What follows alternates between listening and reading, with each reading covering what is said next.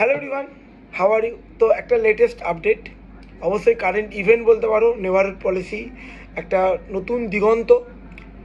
থাইল্যান্ডে ব্যাংককে ব্রিমস্টেক সামিট হলো। সেখান থেকে আমাদের প্রধানমন্ত্রী ডাইরেক্ট গেলেন শ্রীলঙ্কায়।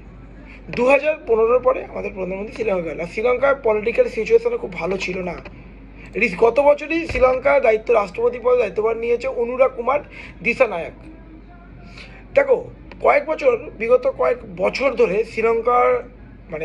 শ্রীলঙ্কায় স্পাই শিপ চাইনিজ পাঠাতো। তো বলতো রিসার্চের জন্য, কিন্তু তোমরা জানো ওই রিজিয়নে স্পাই শিপ কী রোল ছিল।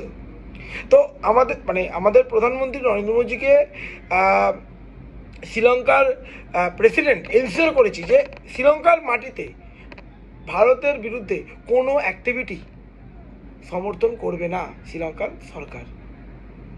এটা কিন্তু খুব গুরুত্বপূর্ণ এবং বিরাট আড়ম্বরের সঙ্গে গ্র্যান্ড বলতে পারো ওয়েলকাম জানানো হয়েছে এবং শ্রীলঙ্কার সর্বোচ্চ সম্মান মিত্র বিভূষণ দেওয়া হলো।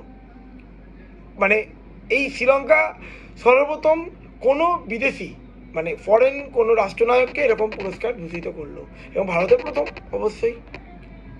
তো অবশ্যই দুই দেশের মধ্যে প্রতিরক্ষা, ডিজিটাল পরিকাঠামো, স্বাস্থ্য, বাণিজ্য, ট্যুরিজম বিভিন্ন বিষয়ে এমওইউ হয়েছে।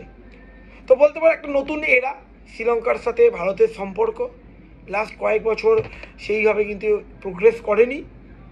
তো আশা করি খুবই ভালো খবর। এরকম আপডেটসের জন্য তোমরা এই ইনসাইড WBCS ইউটিউব চ্যানেলটা কিন্তু সাবস্ক্রাইব করো। Thank you.